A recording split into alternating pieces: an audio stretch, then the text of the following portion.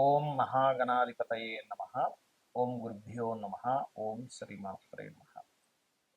మనం ఈరోజు శని గురువులు ట్రాన్సిట్లో గోచారంలో ఒకే రాశి మీద పడ్డప్పుడు 12 లగ్నాల వారికి ఎటువంటి ఫలితాలు జరుగుతాయి.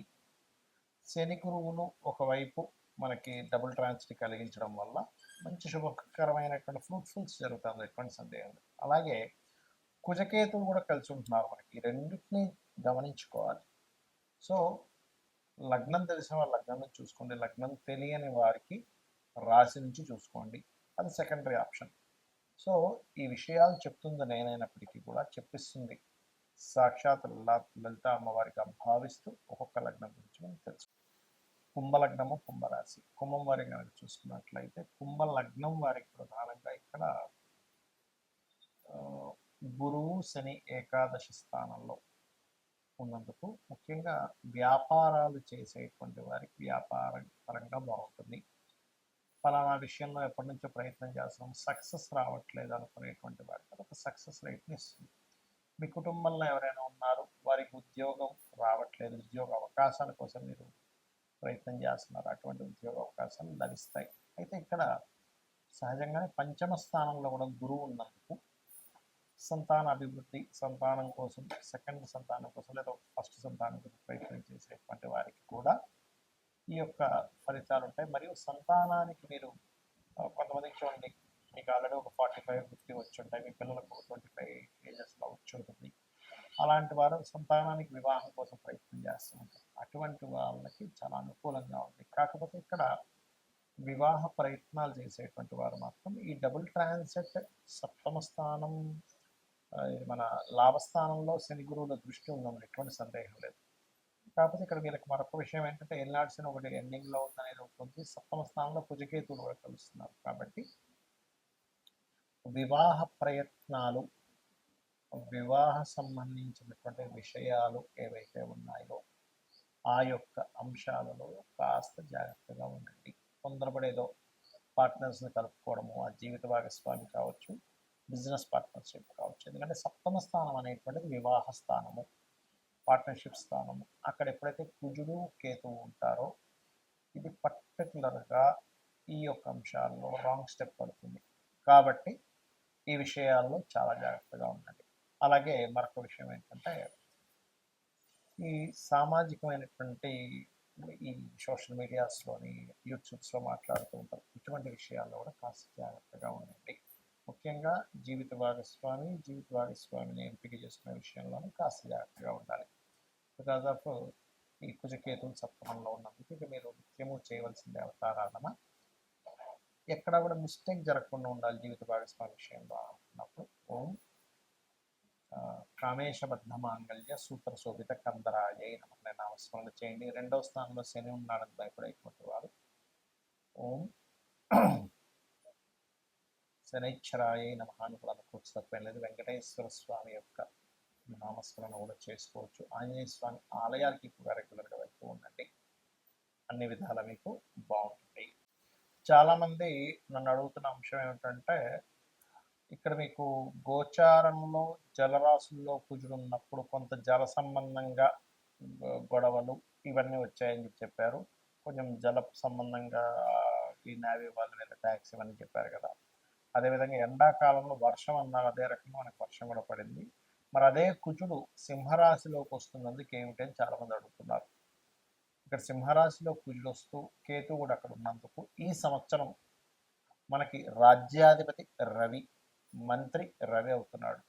కాబట్టి ఈ రవి రాశుల్లోకి ఎప్పుడైతే అగ్నికి సంబంధించిన గ్రహం, ఒక విస్ఫోటం జరగడానికి కారకుడైనటువంటి గ్రహం ఎప్పుడైతే వస్తున్నాడో ఒక దేశం మీద మరొక దేశం విరుచుకుపడి పెద్ద పెద్ద బాంబులు వేయడం కూడా జరుగుతుంది. అది ఇండియా పాకిస్తాన్ అవ్వాల్సిన అవసరం లేదు, ఉక్రెయిన్ రష్యా కూడా అవ్వచ్చు, లేకపోతే అమెరికా ఇంకో దేశం కూడా కావచ్చు, ఏదైనా ఒక దేశం కావచ్చు. ఆ దేశం మీద పెద్ద స్థాయిలో ఎక్కువ ఉష్ణాన్ని కలిగించేటువంటిది వేయడం జరుగుతుంది. అదొకటే కాకుండా ఈ ఈ పిశాచ యోగం ఉన్నప్పుడు పర్టికులర్గా రాబోయే 2 months కూడా మన ఇండియాలో కానీ వేరే దేశాల్లో కానీ కాస్త పుణ్యక్షేత్రాలు, దేవతా ఆలయాల మీద కూడా అటాక్స్ జరగనున్నాయి. కాబట్టి కాస్త జాగ్రత్తగా ఉండాలి. కొంత స్లీపర్ సెల్స్ వల్ల ఇబ్బందులు ఇటువంటివి జరగనున్నాయి కాబట్టి ఈ యొక్క అంశంలో చాలా జాగ్రత్తగా ఉండండి. అయితే ఇక్కడ ఎవరి జన్మజాత చక్రంలో అయినా గుర్తుపెట్టుకోండి, వాళ్ళ పర్సనల్ చార్ట్లో ఇప్పటివరకు మనం ఏదైతే డబుల్ ట్రాన్సిట్ గురించి చెప్పుకున్నామో వాళ్ళ పర్సనల్ చార్ట్లో కనుక కొంతమంది చూడండి, ఇప్పుడు నాకు ధనం వస్తుందా లేదా అనుకుంటూ ఉంటారు. వాళ్ళకి పర్సనల్ చార్ట్లో ధనభావం మీద ఈ డబుల్ ట్రాన్సిట్ వచ్చింది అనుకోండి, డబ్బులు ఖచ్చితంగా వస్తాయి.